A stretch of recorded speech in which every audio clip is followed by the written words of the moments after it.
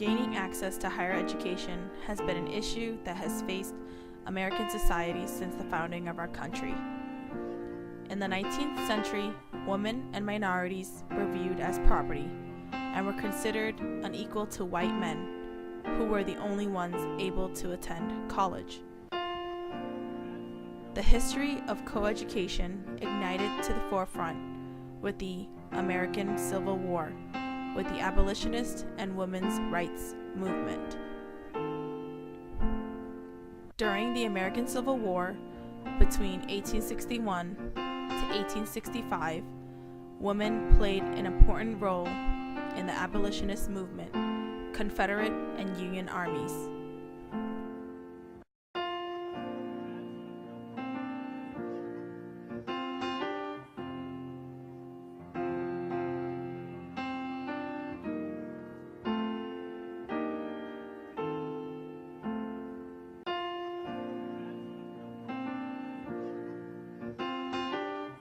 For the first time in American history, women played a key role outside of their homes.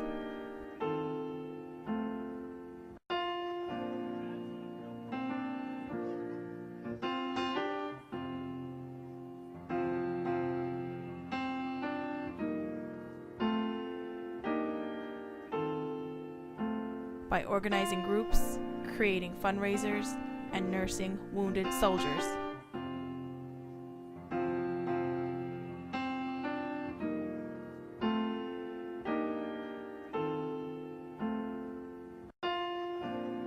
Before and during the Civil War, there were normal schools, academies, and seminaries for women to receive a secondary education.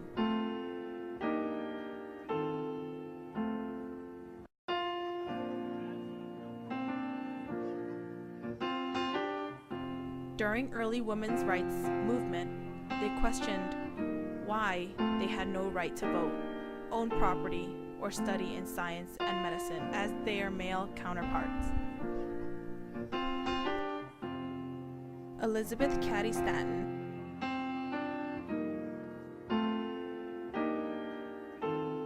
Susan B. Anthony,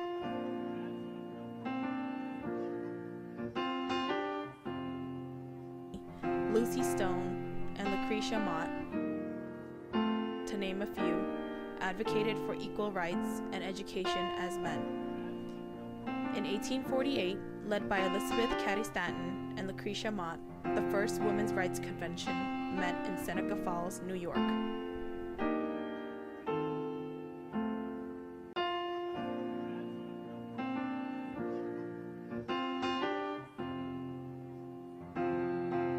As stated in The Solitude of Self, 1892, in discussing the sphere of men, we do not decide his rights as an individual, as a citizen, as a man, by his duties as a father, a husband, a brother, or a son, relations he may never fill. Moreover, he would be better fitted for these very relations, and whatever special work he might choose to do to earn his bread, by the complete development of all his faculties as an individual. Just so with women, the education that will fit her to discharge the duties in the largest sphere of human usefulness will best fit her for whatever special work she may be compelled to do. The isolation of every human soul and the necessity of self-dependence must give each individual the right to choose his own surroundings. The strongest reason for giving women all the opportunities for higher education, for the full development of her faculties, forces of mind and body, for giving her the most enlarged freedom of thought and action, a complete emancipation from all forms of bondage, of custom, dependence, superstition, from all the crippling influences of fear, is the solitude and personal responsibility of her own individual life. Elizabeth Cady Stanton.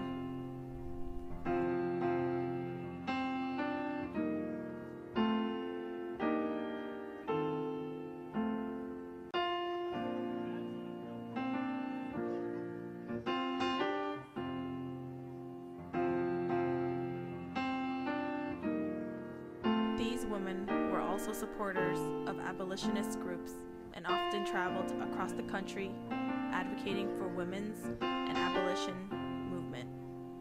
This was a time for change in America, where the goal of the abolitionist movement was the immediate emancipation of all slaves and the end of racial and sexual discrimination or segregation.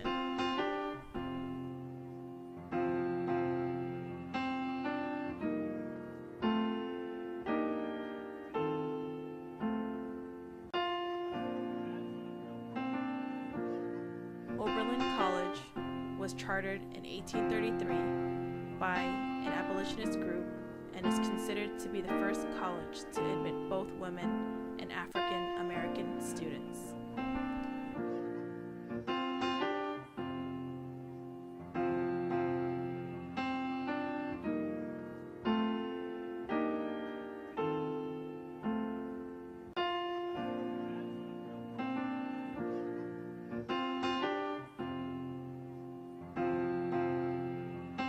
Here is a few founded co-education colleges and universities by the mid-19th century.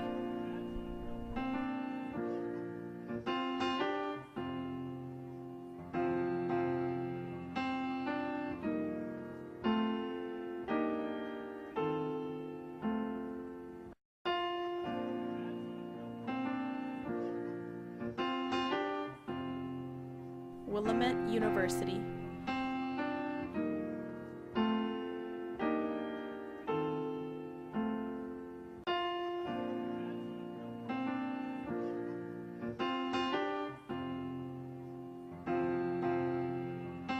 Hillsdale College,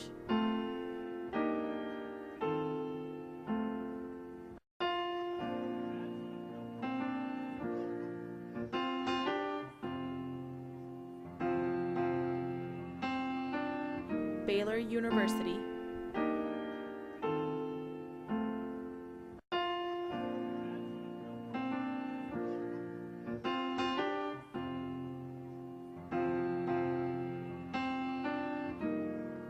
Bucknell University,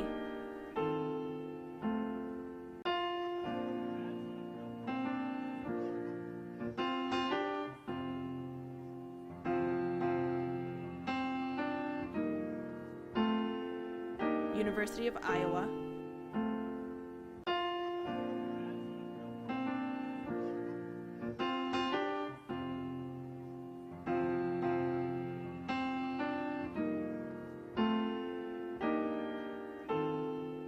Otterbein University,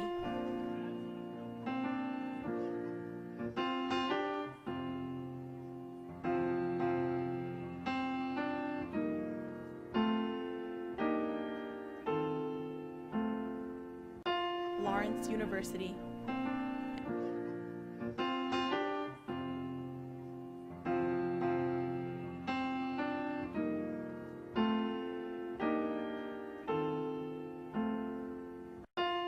and Westminster College.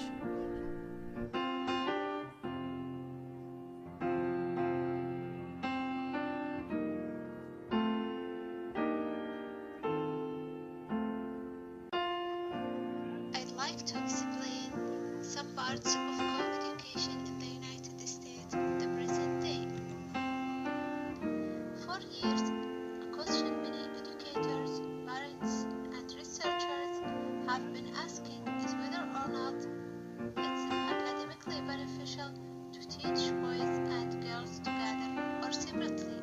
Some argue that co-education allows males and females of all ages to become more prepared for real-world situations, whereas a student that's only familiar with a single-sex setting could be nervous or uneasy.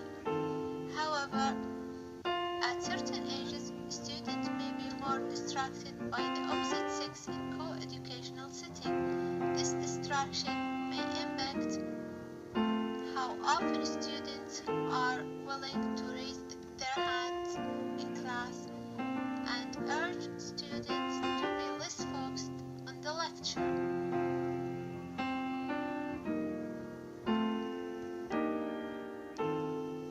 According to supporters of co-education, social issues that may impact adolescent development. They argue that the absence of the other gender creates an unrealistic environment not duplicated in the real world. In classes that are separated by gender, male and female students work and learn at the same level. The stereotypical mentality of the teacher is removed, and girls are likely have more confidence in classroom than they would in a co-education class. In 2009, the Higher Education Research Institute at the University of California did a study focused on the educational achievement of single-sex education. They compared the responses of alumni from single-sex education and co-education. The main results of this study show that females in single-sex education have systematic and academic orientations as well as higher levels of self-confidence compared to co-educational females.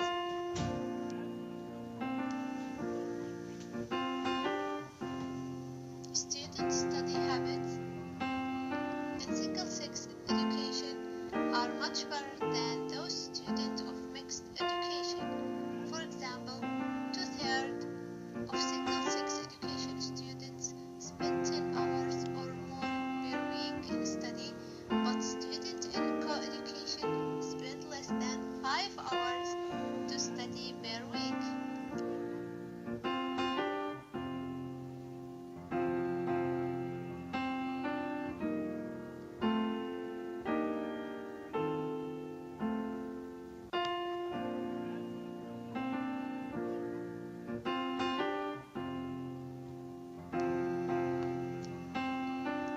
Leonard Sachs, who's the founder and executive director of the National Association for Single-Sex Public Education, emphasizes in his book Boys Adrift that the social structure of qualitative differences between male and female collapse in co-education classes, and the students feel restricted by the other gender.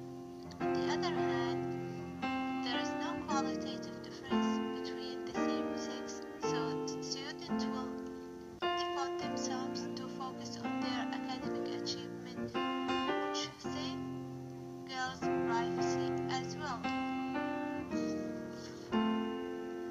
Although the results of co-education studies are mostly negative, co-education in the United States is widespread. On the contrary, women's colleges have many